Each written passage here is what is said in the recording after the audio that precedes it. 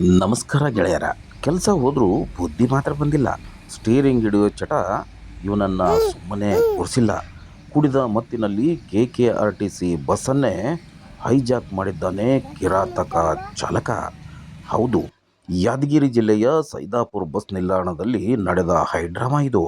ಮೈಪಾಲ್ ರೆಡ್ಡಿಯನ್ನು ಈ ಚಾಲಕನ ಅವಾಂತರಕ್ಕೆ ಇಡೀ ಸಾರಿಗೆ ಸಂಸ್ಥೆಯೇ ಬೆಚ್ಚಿ ಬಿದ್ದಿದೆ. ಯಾಕಂದರೆ ಇವನು ಸದ್ಯಕ್ಕೆ ಕೆಲಸದಲ್ಲೇ ಇಲ್ಲ. ಹಿಂದೆ ಡ್ಯೂಟಿಯಲ್ಲಿದ್ದಾಗ ಪ್ರಯಾಣಿಕರ ಟಿಕೆಟ್ ಹಣವನ್ನು ತನ್ನ ಜೇಬಿಗೆ ಇಳಿಸಿಕೊಳ್ತಿದ್ದ ಅನ್ನೋ ಕಾರಣಕ್ಕೆ ಇವನನ್ನು ಇಲಾಖೆ ಕಿತ್ತೆಸೆದಿತ್ತು. ಆದರೆ ನೋಡಿ ಇವನ ಕೆಟ್ಟ ಚಾಳಿ. ಕೆಲಸ ಹೋದರೂ ಬಸ್ ಓಡಿಸೋ ಕ್ರೇಜ್ ಬಿಟ್ಟಿಲ್ಲ. ಸೈದಾಪುರ್ ಬಸ್ ನಿಲ್ದಾಣದಲ್ಲಿ ಯಾರೂ ಇಲ್ಲದ ವೇಳೆ ಬಸ್ಸನ್ನೇ ಎಗರಿಸಿ ಎಸ್ಕೇಪ್ ಆಗಿದ್ದಾನೆ. ಸೀದಾ ತನ್ನ ಊರಾದ ರಾಚನಹಳ್ಳಿ ದೇವಸ್ಥಾನದ ಮುಂದೆ ತಂದು ಬಸ್ಸನ್ನು ಪಾರ್ಕ್ ಮಾಡಿದ್ದಾನೆ. ಬಸ್ ಕದ್ದ ದೃಶ್ಯ ಈಗ CCTVಯಲ್ಲಿ ಅಚ್ಚುಕಟ್ಟಾಗಿ ಸೆರೆಯಾಗಿದೆ. ಸದ್ಯ KKRTC ಅಧಿಕಾರಿಗಳು ನೀಡಿದ ದೂರಿನ ಮೇರೆಗೆ ಸೈದಾಪುರ ಪೊಲೀಸರು ಪ್ರಕರಣ ದಾಖಲಿಸಿಕೊಂಡಿದ್ದಾರೆ.